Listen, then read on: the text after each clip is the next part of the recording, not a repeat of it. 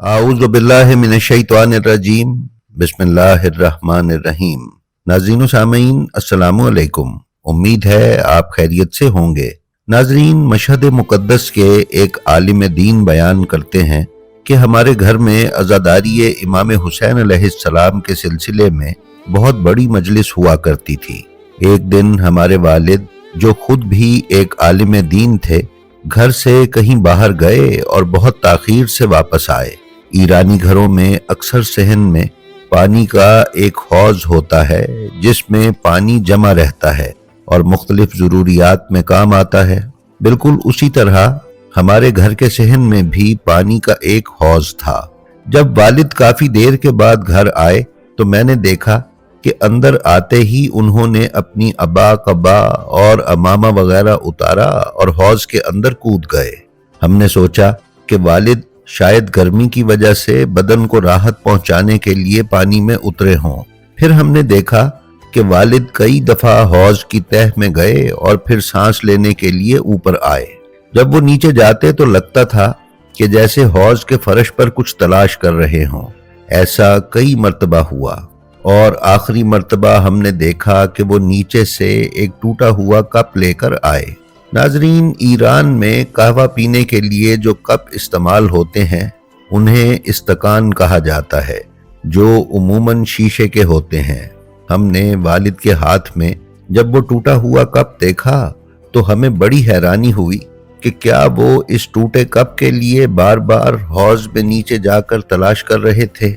इतने में वालिद बाहर निकले तो हमने देखा कि उनकी आंखों से आंसू रवां थे और वो गिरिया कर रहे थे। हमने उनसे वजह पूछी तो फरमाया कि मैंने कल ख्वाब में देखा था कि हमारे घर में जो मजलिस हो रही है उसमें मौला हुसैन अलैहिस्सलाम अलमदार करबला के साथ मौजूद थे और मौला एक एक चीज उन्हें लिखवा रहे थे कि देखो, ये तबर्रुक का इंतजाम हुआ, इस पर इतना खर्च हुआ, दस्तरखान बिछाया गया, इसकी कीमत इतनी है, शक्कर इतने में खरीदी गई, चाय बनी तो उसका खर्चा इतना हुआ।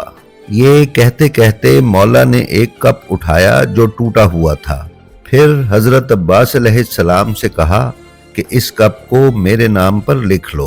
वो आलिम दीन कहते हैं कि मेरे वालिद ने कहा कि ये ख्वाब देखने के बाद मैं मुसलसल सोच रहा था कि ये कोई वहम हो सकता है या शायद कोई उमूमी ख्वाब हो सकता है, लेकिन फिर मुझे लगा कि हो सकता है कि ये हकीकत हो। तो मैंने खुद को हौज में उतारा और तलाश के बाद हौज की तह में मुझे वही कप मिला जो मैंने मौला इमाम हुसैन अलैहिस्सलाम के हाथ में देखा था। तुम लोग देखो कि किस तरह सैयदुश शुहदा अलैहिस्सलाम हमारी छोटी से छोटी चीज पर भी नजर रखते हैं। फिर वालिद ने घर के मुलाजिमीन को बुलवाया और पूछा कि मजलिस के दौरान क्या कोई कप टूटा था।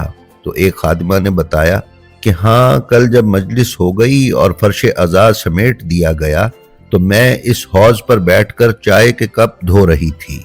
उसी दौरान एक कप मेरे हाथ से गिरा और टूटकर हौज में जा गिरा। वो आलिम दीन कहते हैं कि मेरे वालिद ने कहा कि देखो, जो हुसैन एक टूटे हुए कप को नहीं भूलते, वो भला किसी के टूटे हुए दिल को कैसे भूल सकते हैं। नाजरीन, इसी तरह का एक और वाक़या यज़्द में पेश आया, जहां कुछ बच्चों ने मिलकर इमाम हुसैन अलैहिस्सलाम की मजलिस करने का सोचा, लेकिन उनके पास मजलिस का इंतज़ाम करने के लिए कुछ भी न था।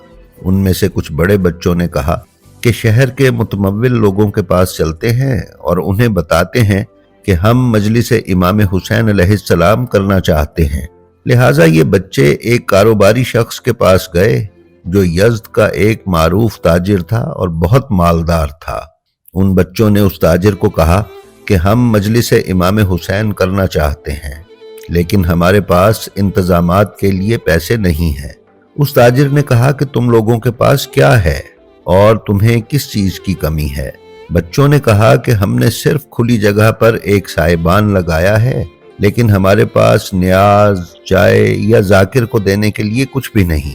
ये सुनकर उस ताजिर ने अपनी चेक बुक निकाली और उनके सामने रख दी और सबसे बड़े बच्चे को कहा कि जितनी अच्छी से अच्छी मजलिस तुम लोग कर सकते हो वो करो اور جتنی زیادہ سے زیادہ رقم تم لکھنا چاہتے ہو اس چیک پر لکھ دو، میں اسے دیکھوں گا بھی نہیں اور چیک پر دستخط بھی کر دوں گا۔ یہ سن کر اس بڑے بچے نے ڈرتے جھجکتے ایک بڑی رقم اس چیک پر لکھ دی اور چیک بک تاجر کے آگے کر دی۔